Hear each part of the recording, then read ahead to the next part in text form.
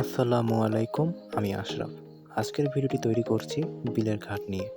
তো বিলের ঘাট কেন বিখ্যাত তা নিয়ে আজকে আমি বর্ণনা করব। তো ভিডিওটি দেখতে থাকুন এবং আমার সঙ্গেই থাকুন।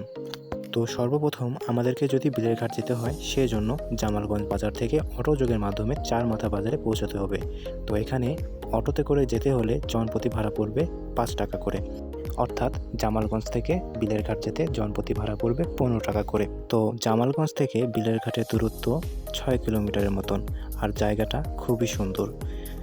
তো আগে এক সময় ছিল যখন বৃষ্টি বেশি হলে পুরো রাস্তা পানিতে ডুবে যেত।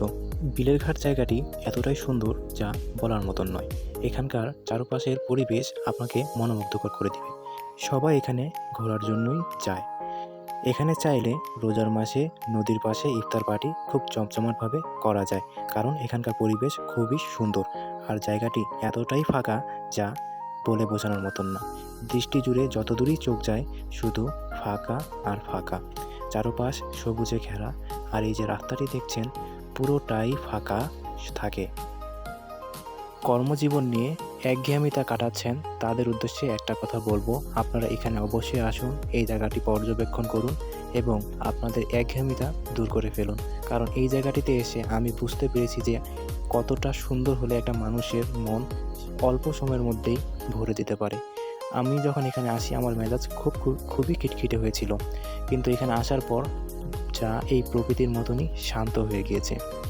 কেউ যদি যেতে চায় সপ্তাহের মাঝখানের দিনগুলোতে যেতে পারে, কারণ শুক্রবার করে বিশেষ ছুটির দিন বলে এই দিনটিতে খুব ভিড় হয় ওখানে, অথবা অন্যান্য দিন সেরকম ভিড় হয় না। আমরা যখন আসি তখন এখানে দু একটি শিয়াল ঘোরাফেরা করতে দেখা গিয়েছিল, এবং যদিও ভর দুপুর ছিল সে সময়টি, তাই শিয়ালের ডাক দূর থেকেই শোনা যাচ্ছিল। এখানকার যে নদীটি রয়েছে এটির নাম হচ্ছে তুলসীগঙ্গা নদী। এটি সুদূর জয়পুরহাট থেকে এসেছে। যদিও আমরা এখানে শীতকালে গিয়েছিলাম, তারপরও এখানে ঘুরি ঘুরি বৃষ্টির কারণে জনবহুল খুব একটা হয়নি, তাই আমরা এখানকার পরিবেশ পুরোটাই উপভোগ করতে পেরেছি। আর এখানে বৃষ্টির জন্য খুব একটা লোকজনও আসেনি বিধায় আমরা নিজেদের পছন্দ মতন করে ছবি এবং এই জায়গাটির প্রকৃত যে একটি সৌন্দর্য অপরূপ সেটি পুরোটাই ক্যাপচার করে নিয়েছি। আপনারা এই জায়গায় না আসলে বুঝতে পারবেন না যে প্রকৃতি কতটা সুন্দর। এই জায়গাটি এতটাই সুন্দর আপনাদেরকে কিভাবে বলে বোঝাবো তা আমি ভাষা হারিয়ে ফেলেছি। কেননা এই জায়গায় আসে চারপাশ এতটাই ফাঁকা যা আমি দেখেই কাটিয়ে দিচ্ছি। যতটুকু সময় পেরেছি আমি ভিডিও করে আপনাদের সামনে উপস্থাপন করার চেষ্টা করছি। দূর দূরান্তে যত দূরই চোখ যায় শুধু সবুজ সীমানা। এখানে যে রাস্তাগুলো রয়েছে সম্পূর্ণ ফাঁকা, কোনো মানুষের চলাচল নেই বললেই চলে। আমরা যতক্ষণ ছিলাম হাতে গোনা মাত্র কয়েকজনকে এই রাস্তা দিয়ে পারাপার হতে দেখেছি।